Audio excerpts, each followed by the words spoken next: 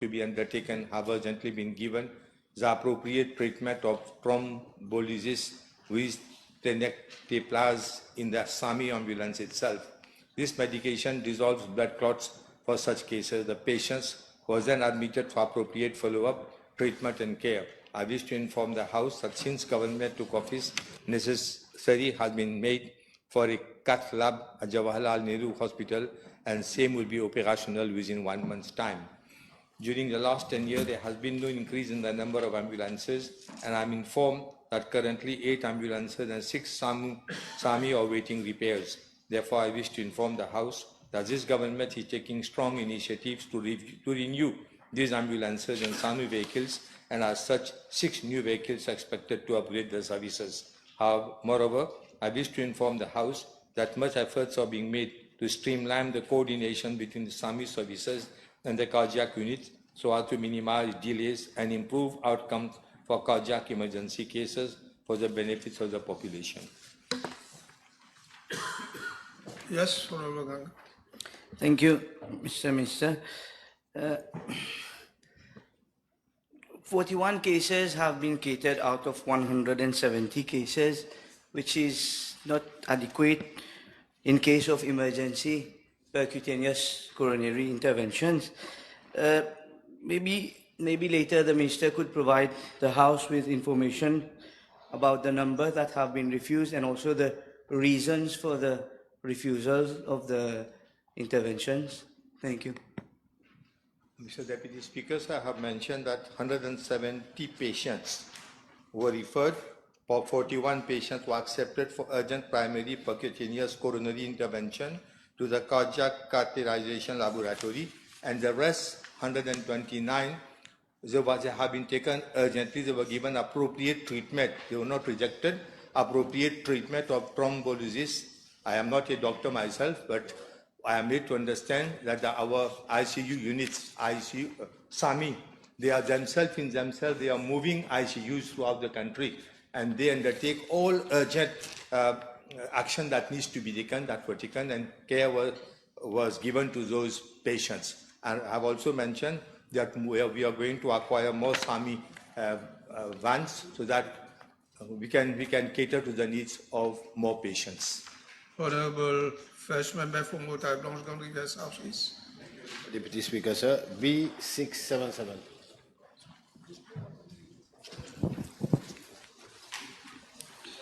Mr. Deputy Speaker, sir, I wish to provide a detailed update regarding the status of football grounds under the purview of FLAC District Council.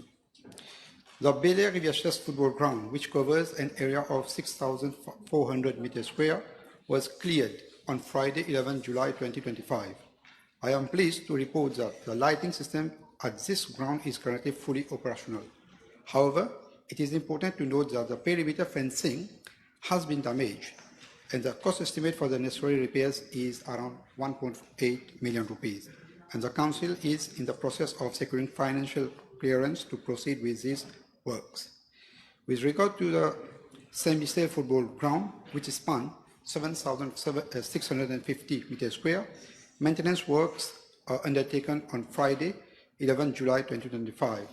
Unfortunately, the lighting system at this ground was vandalized during March and April 2025. The required accessories and materials for repairs have already been procured, and the repairs works are expected to be completed by 28 July 2025. To mitigate future acts of vandalism, the installation of overhead wiring for the lighting system is under consideration. Mr. Deputy Speaker, sir, regarding the Ernest Fleuron football ground, which has an area of 6,656 meters square, clearing works were also completed on the 11th July 2025. At present, 6 out of the 12 floodlights are not functional. The District Council of FLAC has informed that repair works will be carried out using in-house labor, with completion scheduled for 7 August 2025. Routine maintenance of all football grounds is conducted on a monthly basis by the Council to ensure the facilities remains in good condition. Mr. Deputy Speaker, sir, It has come to my attention that certain local authorities tend to act swiftly on maintenance and upgrading works only after a parliamentary question has been submitted regarding their jurisdiction. This reactive approach raises serious concern regarding their commitment to proactive service delivery. Regrettably, over the recent years, the quality of governance and public service within some local authorities has declined. This situation is largely attributed to a culture of complacency and lack of accountability on the part of a few officers. The legacy of neglect and the indifference under the previous administration has undermined public trust and service standards, and its consequences are still being felt today.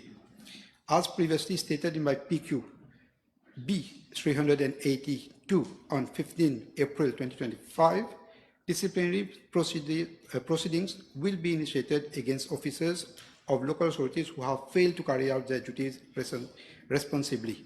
The government remains fully committed to restoring discipline, professionalism, and accountability within the public service and will not tolerate negligence of duty by any public officer entrusted to serve the public.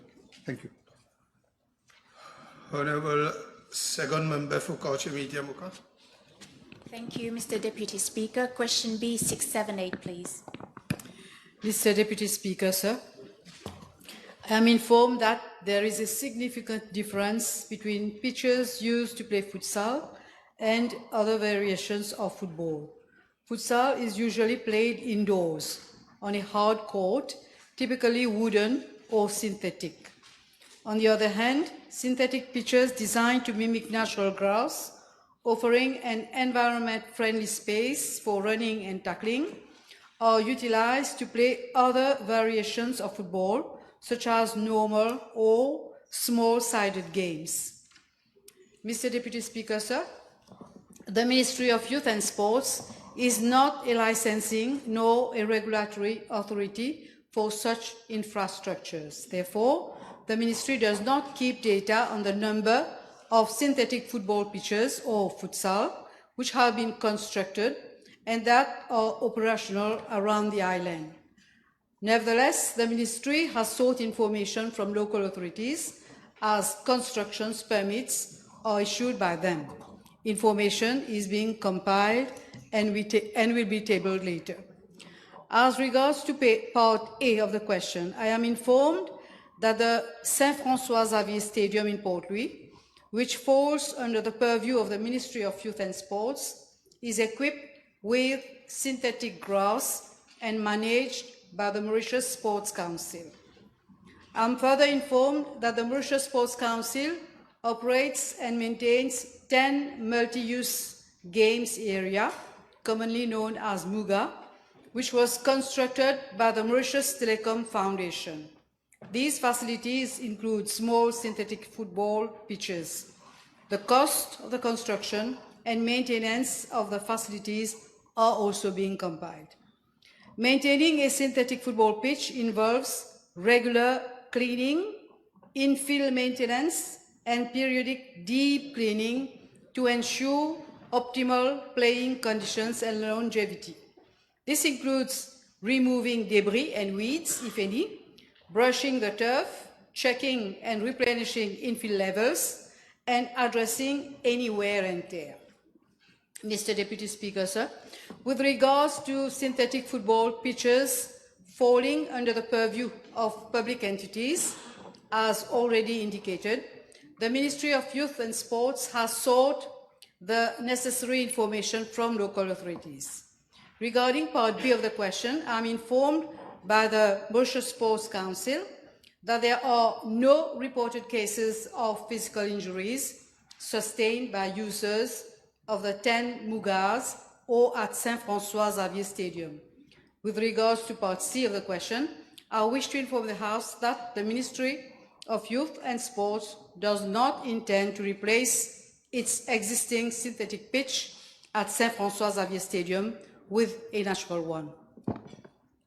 Just for the record, Honorable Minister, you are the acting Minister of Sport.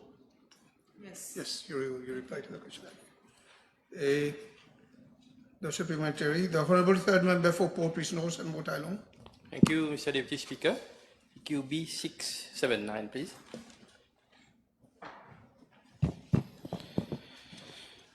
Mr. Deputy Speaker, sir, I am informed by the Municipal City Council of Port Louis that there are currently 79 green spaces, 9 public gardens, and 44 children's playgrounds under its jurisdiction. These sites are maintained and embellished by the Council's in-house workforce. For the information of the House, I am tabling the list of these amenities. The proposal made by the Honourable Member to seek sponsorship for the upkeep and enhancement of these public spaces is most welcome. Over the past 2 years, the Council has benefited from private sponsorship, notably in August 2023, Livestock Feeds Limited provide 4 litter bins and 4 benches for the green space opposite Pi SSS at a cost of 64,000 rupees. In June 2025, the Rotary Club of Montebello, Pi, funded the renovation of play equipment at the Montebello Children's Playground amounting to 67,000 rupees. So far, the City Clinic has positively responded to a request from my ministry and has also sent a proposal for the embellishment and maintenance of the Plainvert Garden. Furthermore, I am informed that the Council has, in principle, no objection to private sponsorship for the maintenance and embellishment of green space, public gardens, and children's playground, provided such initiatives are submitted for formal approval at the Council's meeting. The Honourable Second Member for Belrose-Catbourne. Honourable Member. B680, merci. Mr. Deputy Speaker, sir, I'm informed that Parlement Community Health Centre stands on a plot of land of 15 spaces, which was donated by the Municipal Council of Catbourne in the year 1988. My ministry initiated action for the renovation of Parlement Community Health Centre, and following a bidding exercise, the contract for renovation and extension works was awarded to a contractor on 4th September 2023. However, in October 2023, the Ministry of National Infrastructure informed my ministry not to proceed with the handing over of the site to the contractor, as the Road Development Authority was envisaging the realignment of the road passing very close to the existing community health center building. This would severely affect the usage of the existing building and render it non-functional.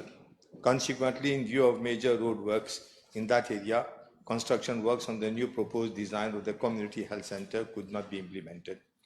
In order to provide a modern state-of-the-art facility to the inhabitants of Palma region, my ministry is liaising with the Ministry of Housing and Lands, the Ministry of National Infrastructure and the Traffic Management and Road Safety Unit for either the acquisition of vesting of a new plot of land in that area for the construction of a new community health center.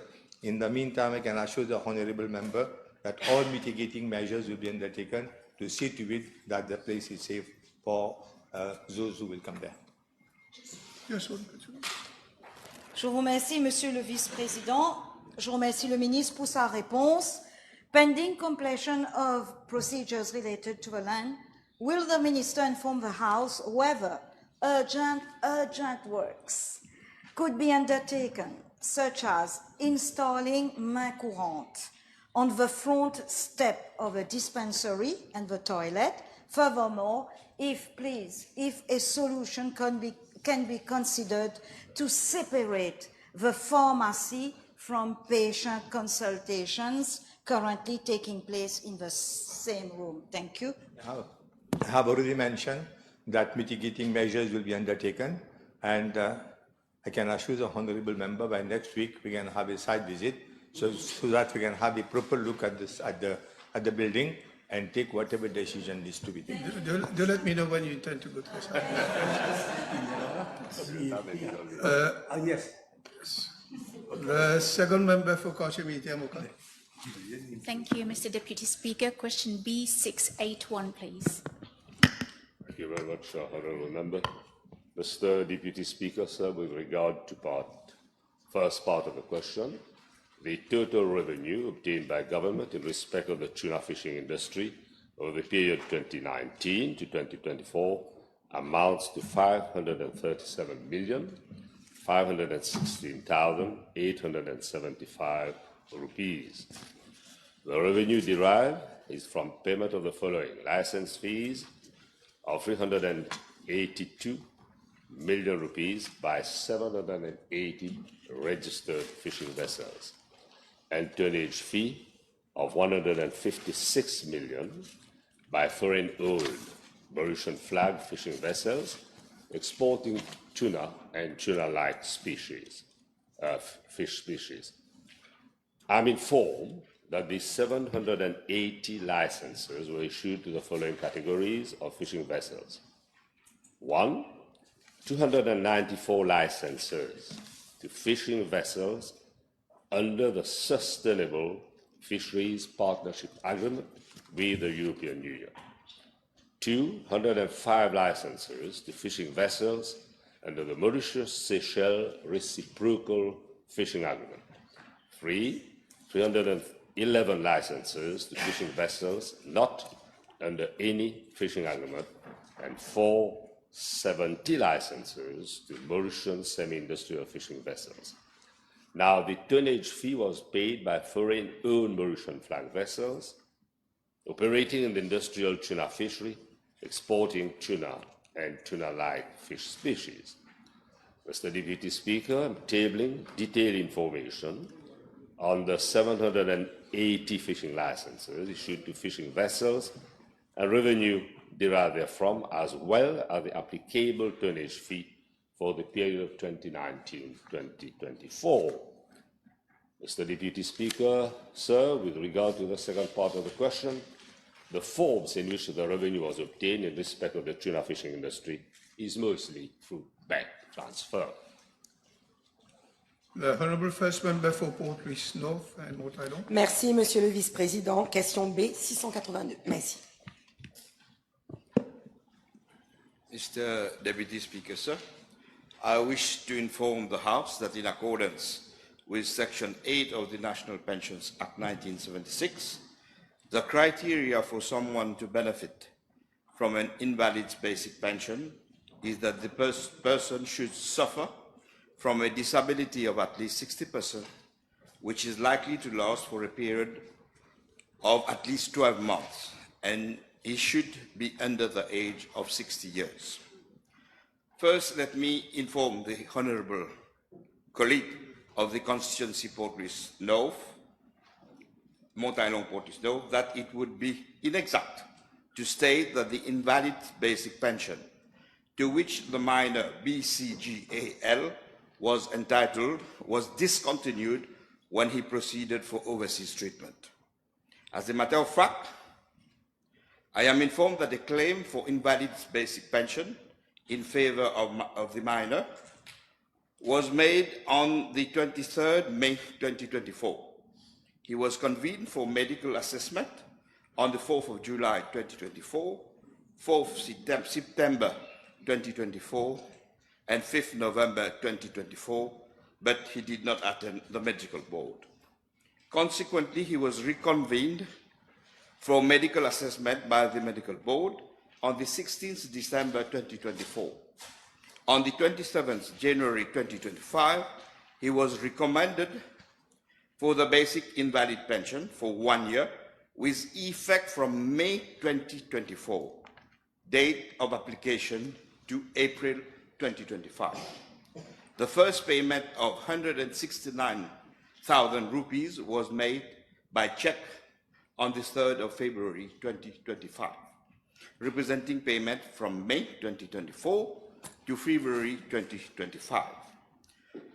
I am further informed that the minor was reboarded for renewal of the invalid basic pension on the 14th May 2025, and same has not been recommended by the medical board.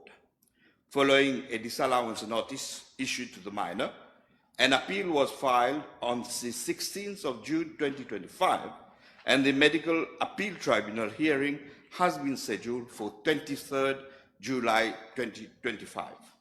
As a matter of fact, I am also informed by the Ministry of Health that the first overseas treatment of the minor to Chennai was on the 21st June 2024, and the second overseas treatment was from 21st February 25 to 8 March 2025. All the costs of the treatment was covered by the government. From the above chronology, it is clear that despite the fact that the minor has his overseas treatment on the 21st June 2024, he was paid his invalid basic pension for 1 year with effect from May 2024.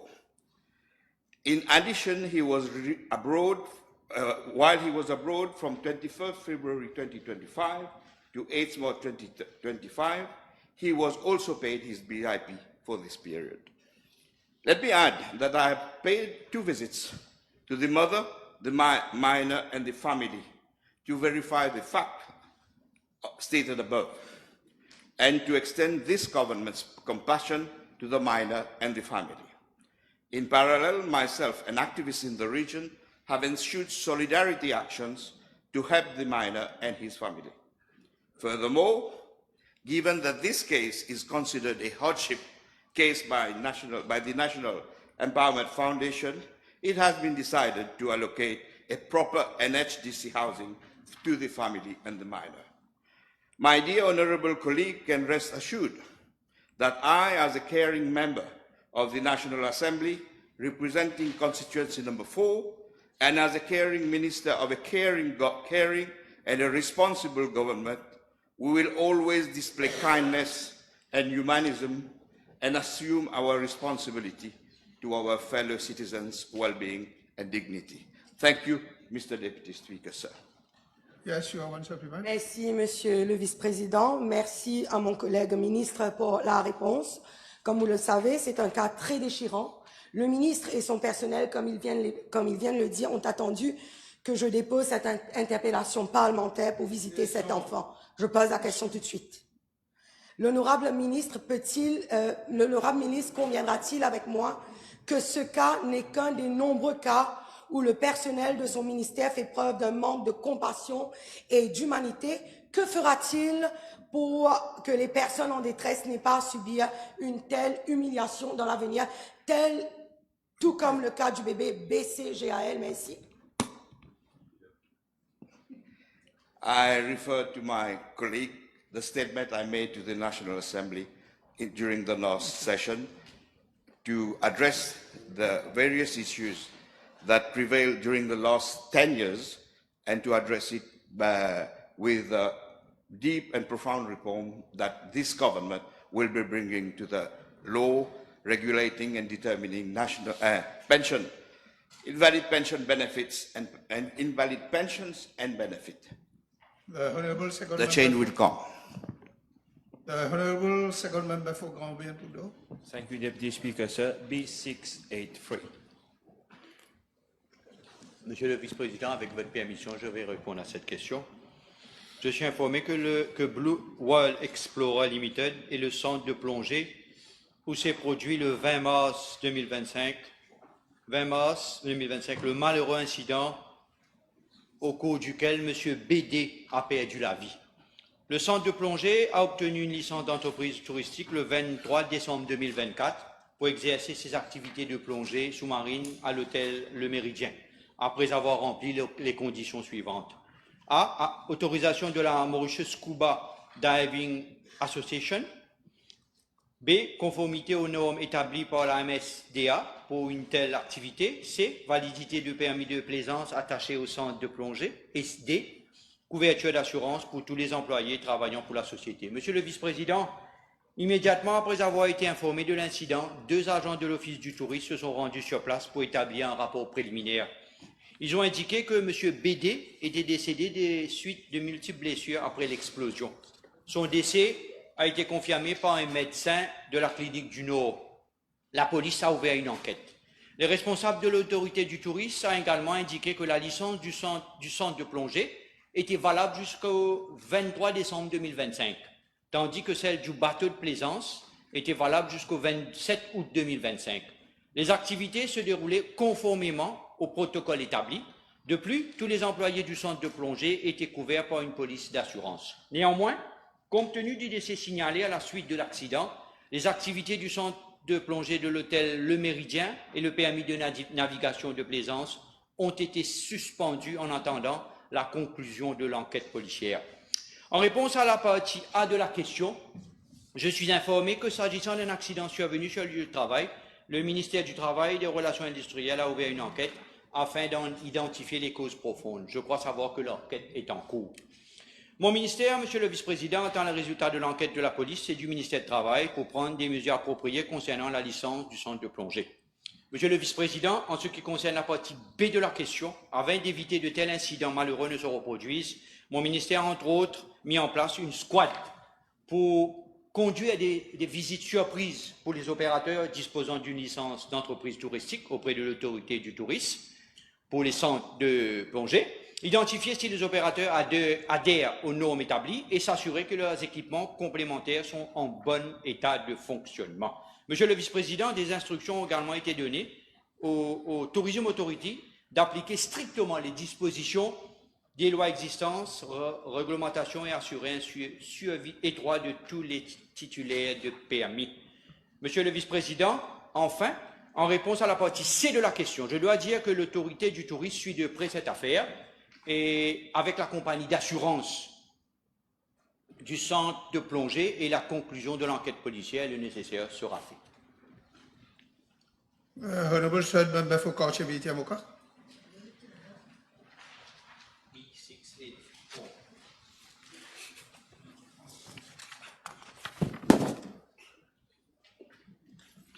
Mr. Deputy Speaker, sir, as highlighted in my previous reply to parliamentary question B 489 on 13 May 2025, the Saint-Martin Dam Leisure Park project at Kauchability was approved during the year 2017-2018 financial year under the previous administration. Mr. Deputy Speaker, sir, so this project has been marked by poor planning, fragmented execution strategy, and questionable procurement practices by the former government. Instead of adopting a streamlined and transparent design and build model, which would have ensured better coordination, timely delivery, and cost control, the previous administration split the project into multiple components. These were awarded to various contractors through different procurement methods, including sales quotations, restricted bidding, direct procurement, and open advertised bidding. This fragmented approach has compromised efficiency, escalated costs unnecessarily, and caused prolonged delays as the former administration kept on increasing the scope of work with time, and the project has still not yet been completed despite it started 8 years ago. I have been informed that a preliminary assessment conducted by the District Council of Mocha on 19 May 2025 revealed several defects and discrepancies in the completed infrastructural works and incomplete landscaping. In response, the District Council has initiated actions against defaulting contractors, including forfeiting retention money, conducting performance reviews, and initiating procedures to suspend or deboss those who have not met satisfactory standards. As regard to part A of the question, I am tabling the list of all contractors involved and the payments made to each of them. And also regarding to part B of the question, I am advised that the contractors was provided with materials for implementing the works. I am also tabling the list of materials supplied by the District Council of Mocha to the contractors. Mr. Deputy Speaker, sir, as regard to part C of the question, I wish to assure the House that the District Council of Mocha has been instructed to complete its survey on all outstanding works and the project be completed before the end of this year. Thank you. The Honourable Fourth Member for Porges Dos and Montano. B685. So I'm standing for the substantive ministers, oversees the mission. Mr. Deputy Speaker, sir, the Republic of Mauritius is represented worldwide through a network of 19 diplomatic missions, 1 consulate general, and 1 consulate. These overseas missions are an integral part of the ministry and are headed by an ambassador, High Commissioner, or a council. With regard to part A of the question, I am hereby tabling the information on the number of missions currently in operation with the names of the heads. There are currently 3 ambassadors in post, and the other missions are being headed by diplomats acting as chargés d'affaires. With regard to details of the remuneration and allowances paid, they are governed by the PRB report. With respect to Part B of the question, I am tabling the annual operation costs incurred in respect of each mission over the past financial year, including rental charges and other staff-related expenses. With regard to Part C, Mr. Deputy Speaker, sir, of the question, the government does not envisage to have any reduction in the number of missions. With the current geopolitical situation, government is focusing on enhancing its bilateral relations worldwide and use of our diplomatic missions to explore further trade, investment opportunities, technology transfer and capacity building in line with our government program and the parameters of our budget. Mr. Deputy Speaker, sir, rather than reducing the number of missions, we're maximizing efficiency, reducing unnecessary expenditure, and making optimal use of resources. Yes, the Honourable Minister. Although he's not the substantive minister, but speaking of efficiency, whether a study has been made recently or is available with regards to certain minor embassies, such as those in terms of activity, whether these embassies, these missions are efficient and whether they should be reviewed, their model of functioning. These are, amongst others, Berlin, Moscow, Kuala Lumpur, and Maputo. So is there such a study on the efficiency of those 4 embassies, including maybe others as well? Mr. Deputy Speaker, size doesn't mean that they are not efficient. In fact, they are delivering to the best of our abilities to serve the interests of our nation. The Honourable Second Member for Mayberg, Plenmayo. B686. Thank you. Thank you, Mr. Deputy Speaker, sir. The NHTC housing estate at Mar d'Albert, known as Résidence Hortensia, was completed in April 2024 and delivered to the eligible beneficiaries as from the end of May 2024. The housing estate comprises 203 units of ground plus 1 in a row-type configuration.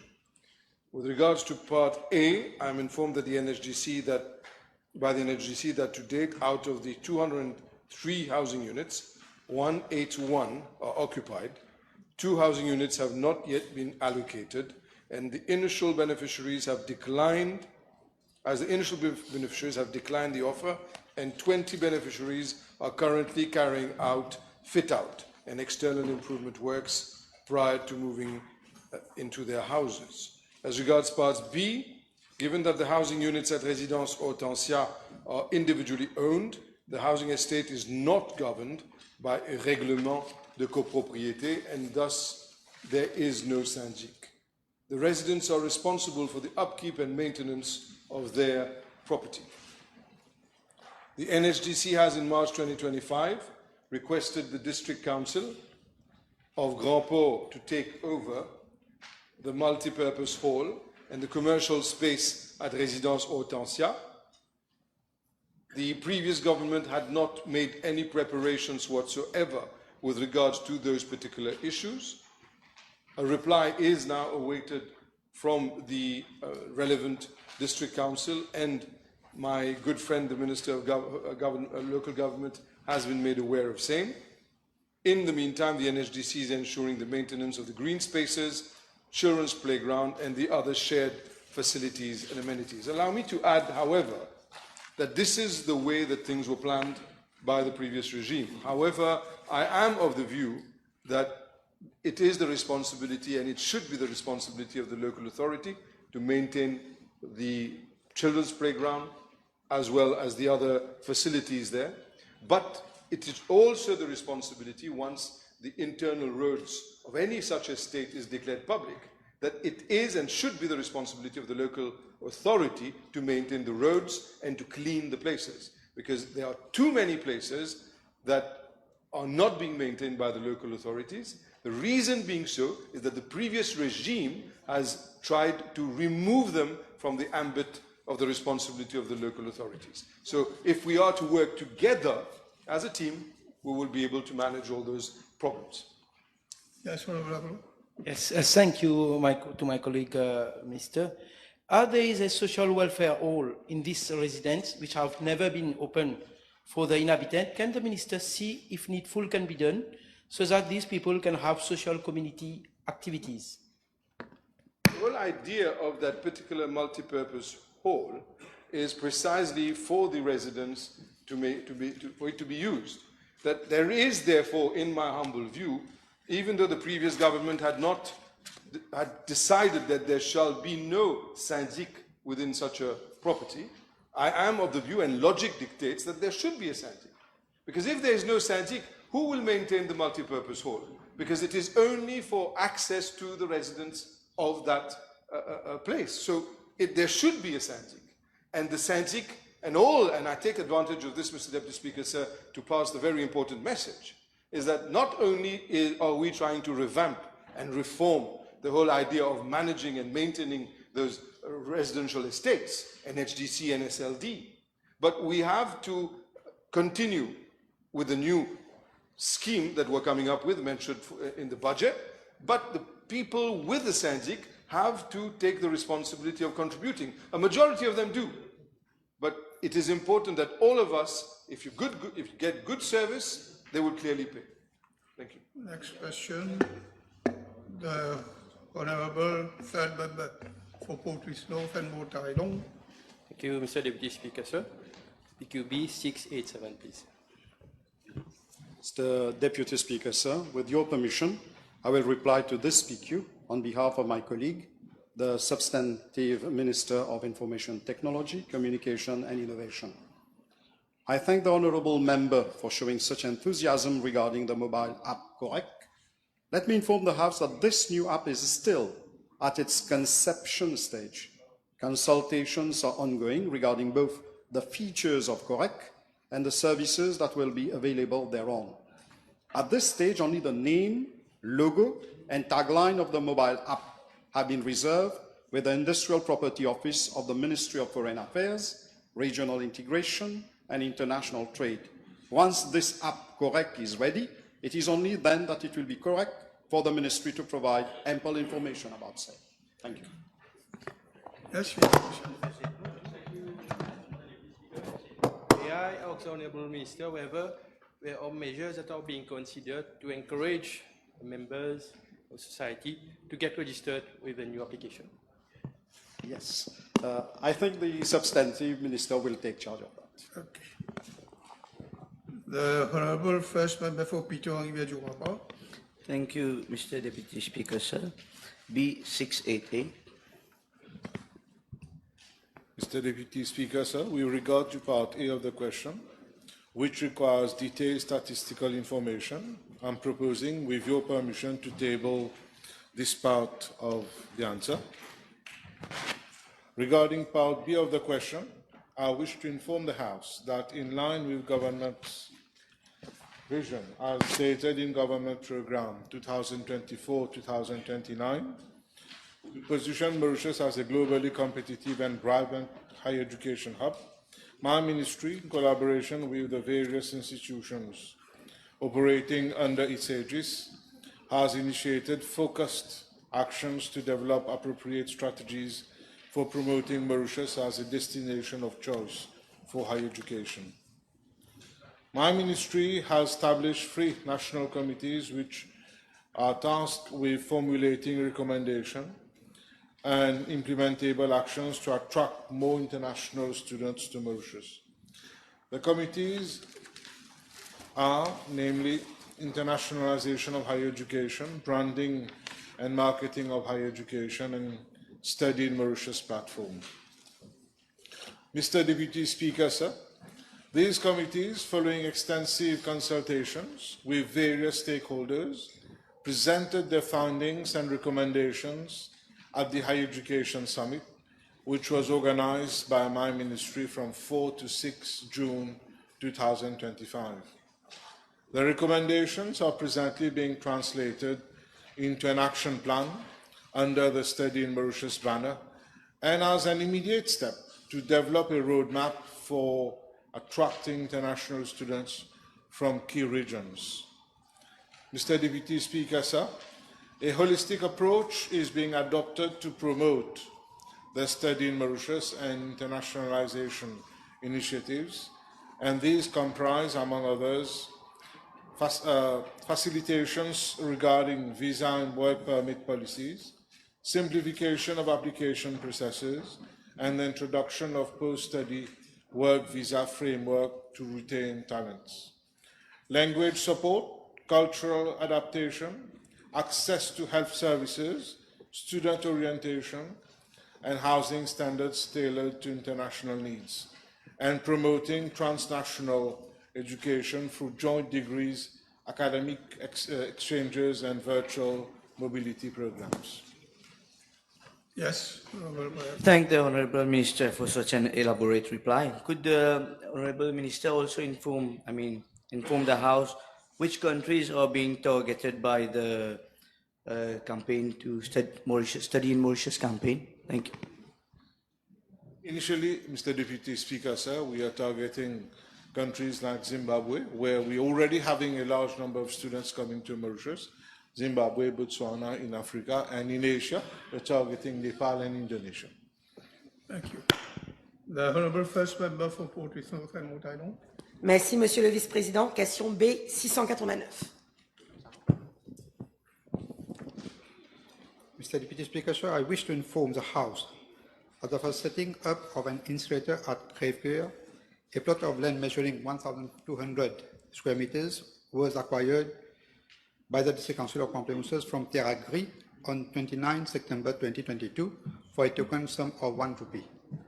The proposed project involves the construction of a concrete building to accommodate an LPG fire human incinerator, along with a toilet block and other associated amenities. The initial estimated cost of the project is ₹26 million. The District Council of Pamplemousses launched an open national bidding exercise on 19 February 2025 with a closing date of 3rd March 2025. A total of 5 bids were received and opened on 4th March 2025. The evaluation exercise was conducted at the level of the Council. The lowest evaluated substantially responsive bid was submitted by R1 Enterprise Limited for a total amount of ₹26,097,812.50, inclusive of VAT. As this amount slightly exceeded the initial project estimate, an additional sum of $97,812.50 was requested from my ministry. Approval for the additional funding was granted and formally conveyed on 26 June 2025. In line with Section 40, Part 3 of the Public Procurement Act, notification letters were issued to both the selectors and unsuccessful bidders on 3rd July 2025. As no challenge was received within the prescribed delay period, the contract will be awarded to the lowest evaluated responsive bidder by 18 July 2025. Mr. Deputy Speaker, sir, following the signing of the contract, the contractor will have 14 days to take possession of the site. Works are expected to begin by the end of August 2025 and will be completed within a period of 12 months, that is by August 2026. Thank you. The Honourable First Member for Pitong-Yetuapa. P690. Thank you. Thank you very much, Honourable Member, for putting the question. Mr. Deputy Speaker, sir, I will seek your indulgence because the reply is so long, but I might as well circulate it. Thank you. You have a supplementary? No, supplementary. Honourable Third Member for Bobassa, P691, please. Mr. Deputy Speaker, sir, the National Cancer Center currently manages approximately 21,000 active cancer cases. According to the latest National Cancer Registry, which is published annually, a total of 2,841 new cancer cases were diagnosed in Mauritius during the year 2023, comprising 1,205 cases among males and 1,636 cases among females. The primary focus for treatment at National Cancer Center includes blood cancers and solid tumors. Solid tumors are abnormal tissue masses that develop in organs or tissues. The NCC in Mauritius provides comprehensive treatment for the most common cancer diagnosed in the country. Among males, the center treats cancers of the prostate, colorectal region, lung, stomach, ENT, head and neck. For females, NCC offers specialized care for breast, colorectal, endometrial, ovarian, and cervical cancers, which represent the main cancer type affecting women in Mauritius. A total of 295 cancer patients have received treatment at the radiotherapy department of NCC. Major modalities of treatment include also chemotherapy and surgical oncology. I'm informed that chemo sessions are predominantly conducted at NCC with 1,200 sessions per month and 1,500 chemotherapy sessions delivered monthly across the island in all regional hospitals. Since government took office, I took note that all equipment were lying idle, consumables and medicines had expired, and no surgery was being carried out. Over and above the introduction of a second linear accelerator in December 2024, more patients have received radiotherapy at the center. A full-fledged surgical oncology unit is operational at NCC since February this year, whereby 175 cancer patients have undergone surgery with technical assistance from foreign teams in certain cases. With regard to part B of the question, National Cancer Center has successfully completed the installation, commissioning and licensing of its state-of-the-art PET CT scanner, SPECT CT scan, DEXA scan and HDR brachytherapy, marking a significant milestone in the enhancement of hybrid diagnostic imaging in Mauritius. I wish to inform the House that the operational license has already been granted on 7th July 2025, and as at date, 15 PET scan studies have already been carried out on a pilot basis. This number will increase in the coming weeks so as to allow more patients to benefit from this advanced diagnostic equipment. In addition, my ministry is having consultation with the Republic of India for acquiring the services of an oncosurgeon to carry out oncosurgeries at the new cancer center on a regular basis, thus sustaining the oncosurgery program. Yes. The Honourable said member for Mayberg and Mayan. B692, please. Honourable Minister of Housing and then. Sorry. Can you please? It was an exchange of national importance. Issues were at stake, we managed to sort it out. So thank you very much. So I am informed that in 1983, the government acquired from Mont Trésor Mont Désert, now Omnicane, at the nominal price of 10 rupees, a plot of land of an extent of 11 acres, 65 perches at Concarneau, commonly referred to as Kenya, located near Le Bouchon, in view of regularizing the situation of the families who had been occupying those plots of land since the aftermath of Cyclone Carole. In 1985, part of the site was parceled out, whereby some 75 residential leases were granted. Subsequently, some 60 pre-July 2015 squatters over the remaining part of the state land were each granted a lease for residential purpose. Mr. Deputy Speaker, sir, I'm informed that following subdivision of some of the plots of land, there are at present a total 149 plots at Concarneau as follows: 145 residential plots, 1 plot on which stands a village hall, 1 plot occupied by Arya Samaj, one plot leased to Force Vive of Grand Carol, and one vacant plot. My ministry is in accordance with the provisions of sections 5.5 of the State Lands Act, also proceeding with the sale of state land to the families holding a building site lease for residential purposes. I am informed that 72 notarial deeds witnessing the sale of the land have already been registered. 37 cases are currently being processed, and 34 cases will be processed once pending issues relating to expiry of leases, dispute among heirs, and site occupation are resolved. The remaining 2 cases pertain to suspected squatting that have not yet been regularized, as further investigation is required. Thank you. The Honourable Third Member for Mayberg-Glenmire. B693, please.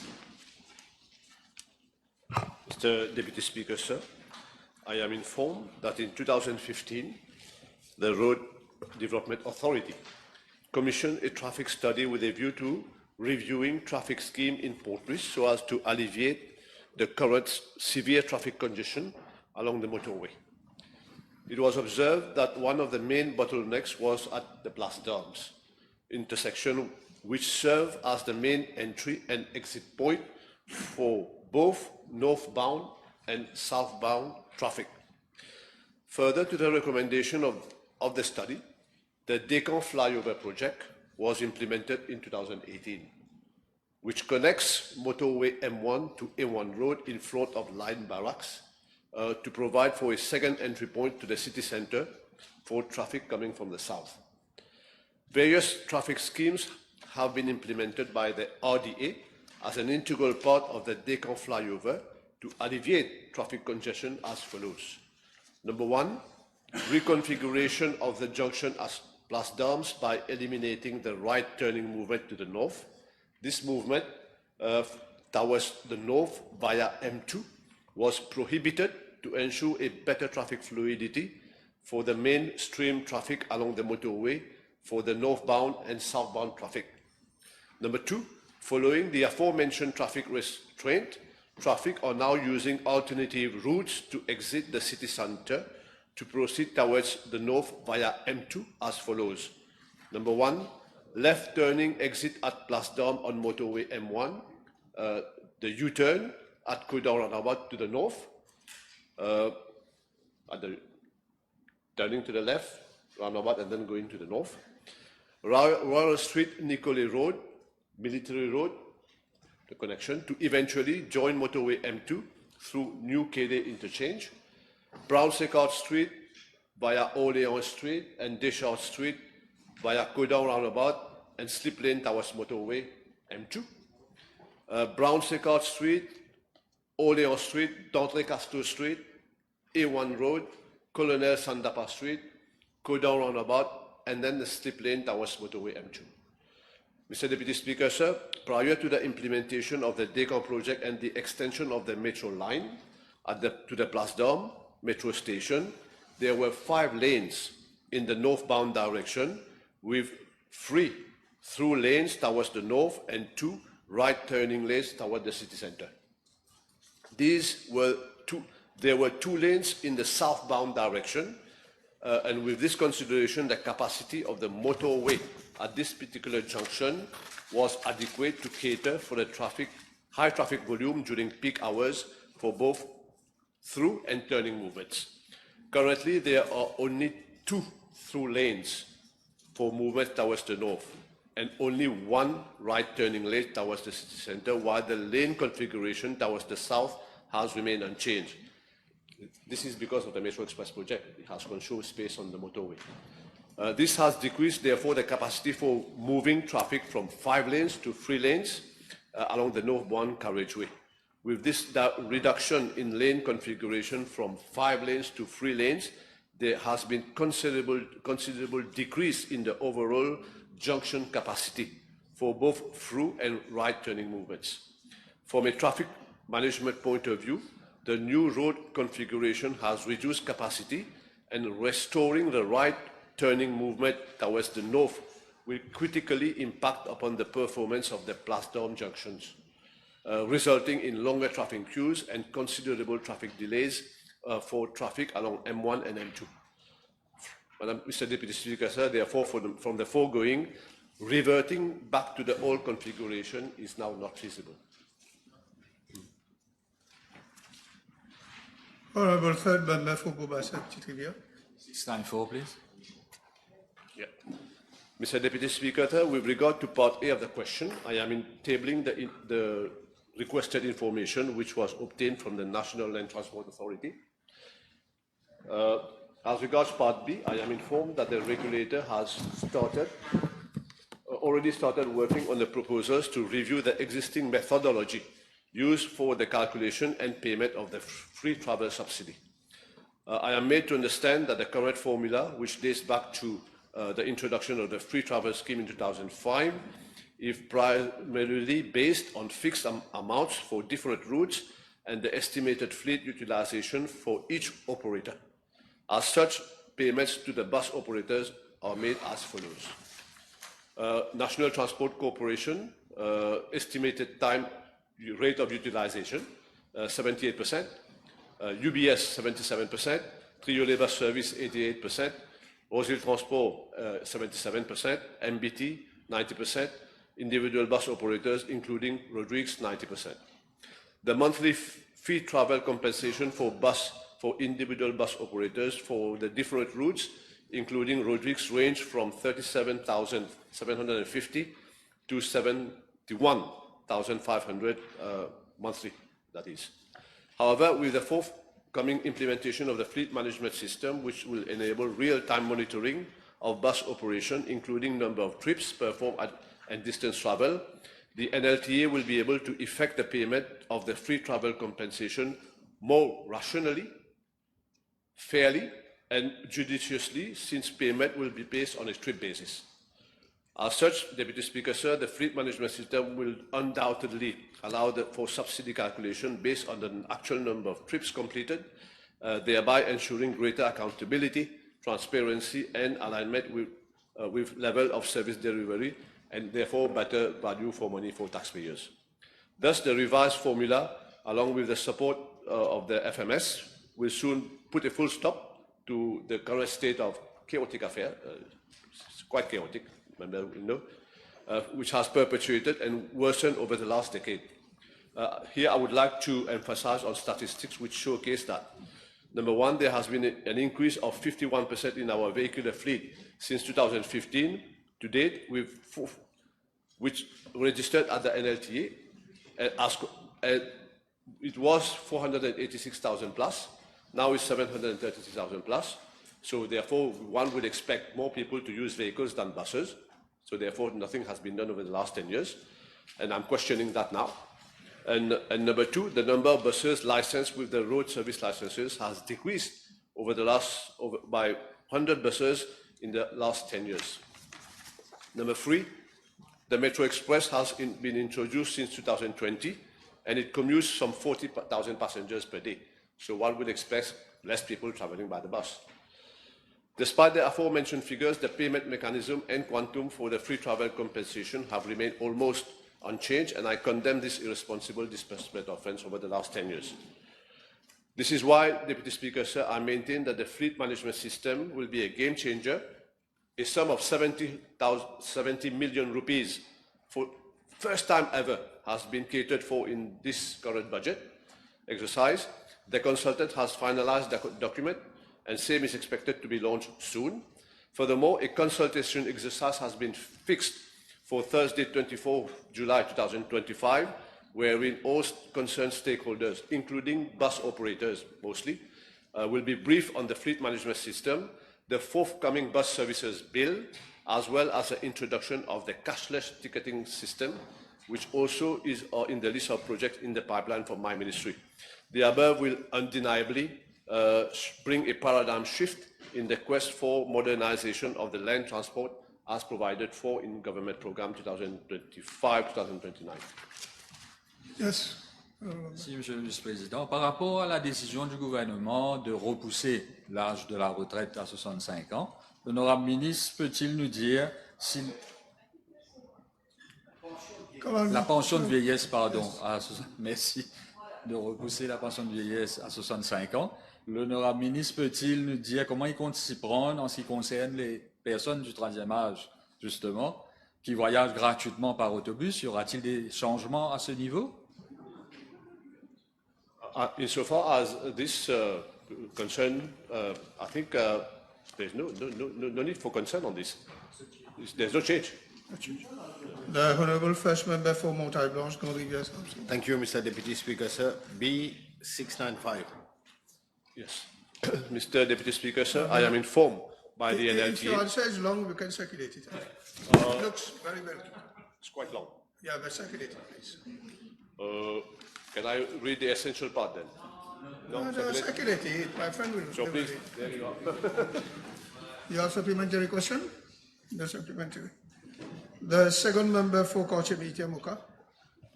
Thank you, Mr. Deputy Speaker. Question B696, please. Mr. Deputy Speaker, sir, let me at the outset convey my gratitude to all supply teachers who have helped my ministry to palliate the shortages of academic staff and ensure that classes are not left unattended and the students are not penalized. In fact, it has been the practice for my ministry to have recourse under delegated power to enlist the services of supply teachers both in primary and secondary schools as a contingency measure to cater for the shortage of educators who have proceeded on maternity leave, long vacation leave, leave without pay, and study leave. The availability of a pool of supply teachers is also crucial whenever gaps occur in the recruitment exercise of permanent educators, for instance, with the introduction of new subjects arising due to curriculum reforms. It is also known that supply teachers do not benefit from the same compensation or other privileges as compared to holders of permanent posts as educators, thus impacting on their motivation and resulting in low retention capacity. To this effect, consultations have been held between my ministry and the Ministry of Public Service on the modalities towards devising a more attractive scheme of service for supply teachers of primary and secondary schools with a view to improving their working conditions. Mr. Deputy Speaker, sir, with regard to part A of the question, these consultations have resulted in the identification by my ministry of a number of additional benefits that may be granted to supply teachers, and these have been transmitted to the Ministry of Public Service. My ministry has been informed by the Ministry of Public Service that the recommendations have already been made on the basis of our consultations to the Pay Research Bureau for consideration in the next report. Mr. Deputy Speaker, sir, with regard to part B of the question, in view of the fact that the recommendations have already been made to the PRB, it is advisable at this stage that we await the outcome thereof and hope for an enhanced career progression of teachers and quality-driven long-term teaching for the students.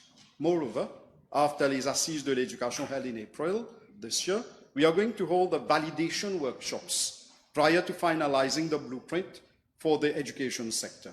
I will personally ensure that the issue related to supply teachers is given due consideration. Thank you. The Honourable Second Member for Savannah. Mr. Deputy Speaker, sir, please, B697.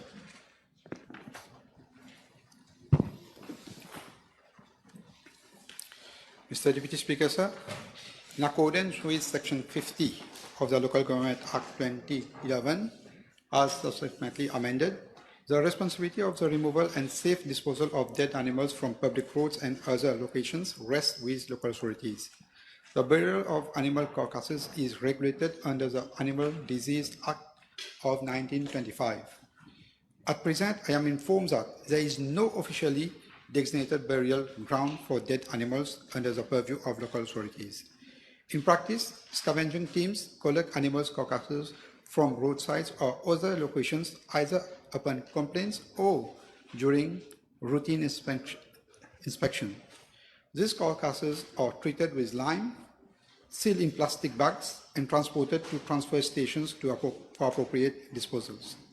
I'm further informed that in 2022, a motion was made by the Honourable Member, who was then serving as the District Councillor, to identify a burial site for deceased animals within the Suriname Cemetery or another suitable location in the Savan region. This proposal is still under consideration. Mr. Deputy Speaker, sir, as regards the Ministry of Agro, Industry, Food Security, Blue Economy and Fisheries, I am advised that no state land has yet been specifically allocated for the burial of pets. Nonetheless, a formal request for this purpose was submitted by the Ministry of Agro to the Ministry of Housing and Lands during the first week of July. Furthermore, the Mauritius Society for Animal Welfare, that is the MSO, operating under the aegis of the Ministry of Agro-Industry, provide disposal services for the carcasses of dogs, cats, and other small animals. These services are provided upon payment, typically ranging from 1,500 to 3,000 rupees, and include both the collection and cremation of carcasses at the incinerator located at Bassarequin, Belmore. This facility operates under the Division of Veterinary Services of the Ministry of Agro and is open from Monday to Saturday. Mr. Deputy Speaker, sir, the Ministry of Health and Wellness plays an important role in ensuring that any animal burial sites comply with public health standards. I am informed that should there be any disposal or to bury pets in existing cemeteries where land is available, prior approval from the Ministry of Health is mandatory to ensure that all sanitary and public health requirements are strictly observed. Mr. Deputy Speaker, sir, environmental considerations also play an important role. The Ministry of Environment, Solid Waste Management and Climate Change, through its Solid Waste Management Division, is tasked with ensuring that burial sites do not pose any risk of environmental contamination. In particular, any proposed pet cemetery must be located at least 30 meters away from the water resources, drain, or similar features to prevent contamination and to address potential impact related to climate change. The proposal to construct a new incinerator for dead animals at Saint-Martin has been proposed in 2025-2026 budgetary framework. However, the establishment of such a facility or pet burial site would necessitate a comprehensive feasibility study and significant public investment. In addition to initial capital in expenditure, ongoing costs such as staffing, equipment maintenance, and utilities must also be considered. Mr. Deputy Speaker, sir, given the complexity of this issue, including consideration of public health, environment protection, land use, and financial implication, I am proposing the establishment of a technical committee, and this committee will comprise relatively from the Ministry of Agro, MSO, Ministry of Environment, Ministry of Health and Wellness, and my ministry. Its mandate will be to develop a comprehensive project proposal addressing the burial and disposal of deceased animals. I am personally liaised with the Honourable Minister of Agro Industry, Food Security and Blue Economy to advance these initiatives. Thank you. The Honourable Second Member for Vieux-Grand-Port and Rose. Thank you, Mr. the Deputy Speaker. Sir, it's question B/698, please. Mr. Deputy Speaker, I'm informed by the Road Development Authority that the Terre Rouge-Verdun Link Road, now known as the motorway M3 Road, was initiated by the RDA on 18 February 2010 and the project completed on 30 November 2013. The cost of the initial project, comprising a total of 15.7 kilometers of dual carriageway, was 2.162 billion rupees, inclusive of VAT. The final price was 2.896 billion, inclusive of VAT, taking into consideration additional works, dispute settlement costs, remedial works, prolongation costs, and price adjustments. The contractor on the project was Colas Maurice, Colas Madagascar, Terre Rouge, Verdun, Trianon, Link Road joint venture. Consultancy fees paid to the consultant Aegis DCEOM International stands at 121 million, inclusive of VAT. I'm informed that during the implementation of the project, several landslides occurred during the period 2010 to 2013 in 4 specific zones of cuts, which prevented the completion of the project over a length of about 2.7 kilometers along the southbound carriageway towards Ripai. I'm informed that several attempts were made to reprofile the slopes at that time, but given the complexity of the terrain, unusual geotechnical conditions, and the high water table, the works in whole could not be completed successfully, hence the decision of the RDA to allocate a separate contract for the treatment of the landslides in the best interest of the works. The contract was accordingly awarded to Sino Hydro Corporation Limited for initial amount of 762 million rupees, inclusive of VAT. The commencement date was 3rd October 2014, and the contract period was 457 calendar days, that is up to 2nd January 2016. Additional works were carried out for an increase in the scope of works due to redesign of slopes, installation of rock nets, extension of time with cost, and repair of landslide, bringing the contract amount to 924 million rupees inclusive of VAT. Consultancy fees paid to the consultant Gates on the project stands at 9.8 million inclusive of VAT. Mr. Deputy Speaker, I'm further informed that after the expiry of the defects liability period on 19 January 2015, cracks reappeared on the finished road level of the Terre Rouge-Verdun Link Road near Valton roundabout. The transverse cracks propagated very swiftly, and the road eventually subsided due to a failure of the embankment. Several consultants were appointed by the RDA to determine the cause of the failure and to propose adequate solutions and provide assistance during supervision of the works, namely ARQ Consulting Engineers, South Africa, for an amount of 4.1 million rupees inclusive of VAT. Second, Korean Expressway Corporation for an amount of 2.7 million inclusive of VAT. And third, Water Research, contractor for the boreholes drilling, for an amount of 4.3 million inclusive of VAT. Mr. Deputy Speaker, I've been made aware that at that specific time, the professional indemnity insurance of the consultant Aegis BCEOM International was still valid till December 2015.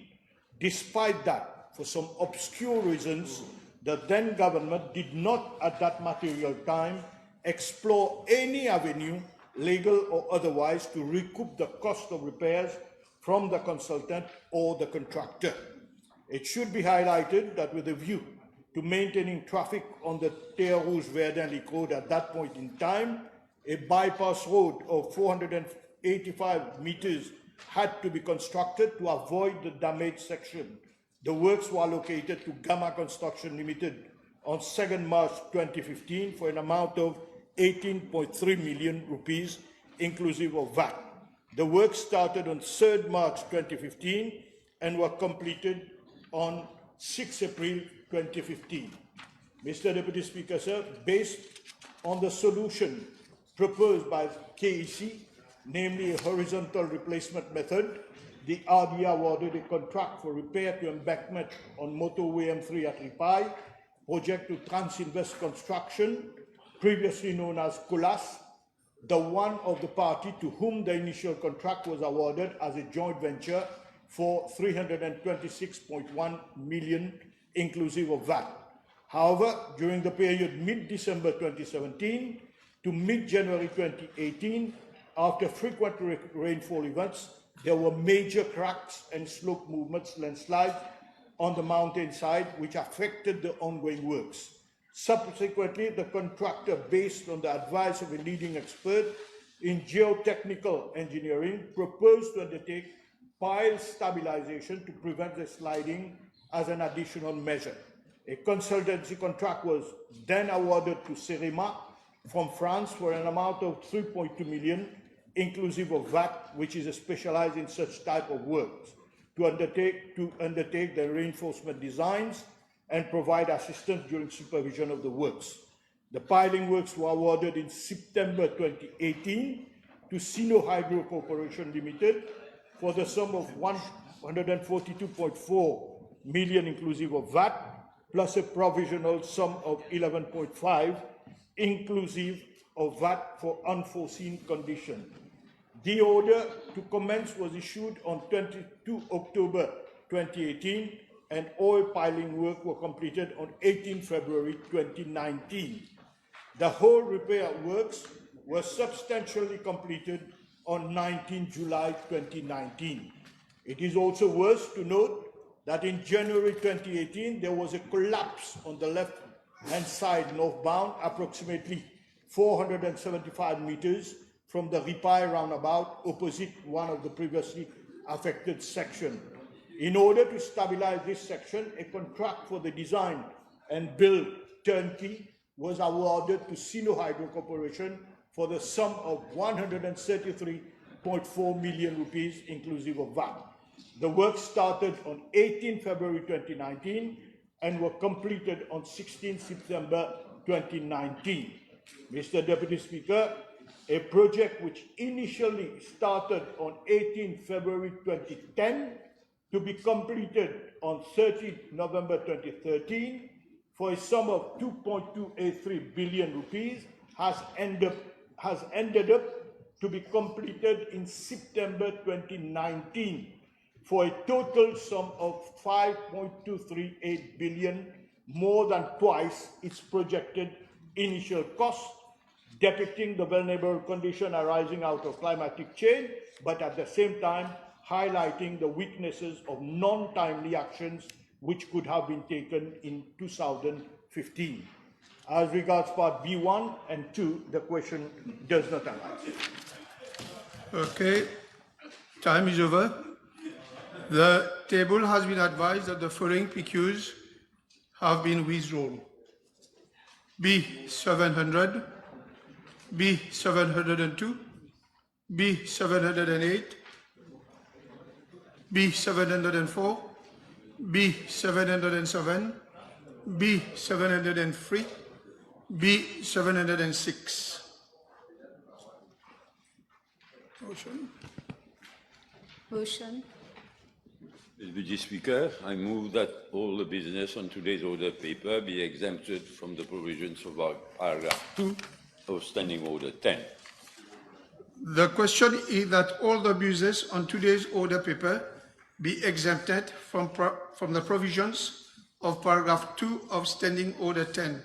Those in favor say aye. Aye. Those against say no. I suspend the sitting for half an hour.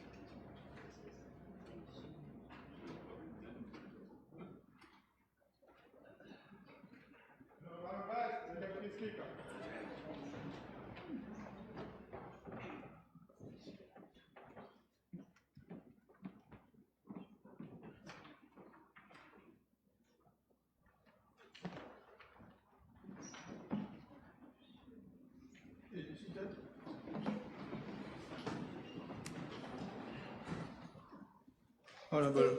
Statements by ministers none. Public bill first reading. Honorable Prime Minister. Mr. Deputy Speaker, sir, I move that the Financial Crimes Commission Amendment Bill number 16 of 2025 be read a second time. Let me start by reminding the House Sorry, that... Honorable Prime Minister. Yeah. The bill must come first. It's coming to be read for the first time. Oh. And then we... Sorry. So, can you make the motion again? I beg to move that the Financial Crimes Commission Amendment Bill number 16 of 2025 be read the first time. Seconded. Second reading. Public bill, second reading. I move that, Mr. Deputy Speaker, I move that the Financial Crimes Commission Amendment Bill number 16 of 2025 be read the second time. Seconded. Yes. Seconded again. Let me start, Mr. Deputy Speaker, by reminding the House that as stated in the government program of 2025-2029, because of the serious challenges to the rule of law and the role of the enforcement agencies, government said that we will take measures to deal more effectively with crimes generally, but also including financial crimes. This government has repeatedly pledged that we shall leave no stone unturned in our commitment to strengthening the Mauritius investigating capabilities, particularly against financial crimes. But before I come to the provision of this short bill, I want to say a few words by way of introduction. After 10 years of connivance by the previous government, when the scourge of drug trafficking was allowed to seep deep into the fabric of our society,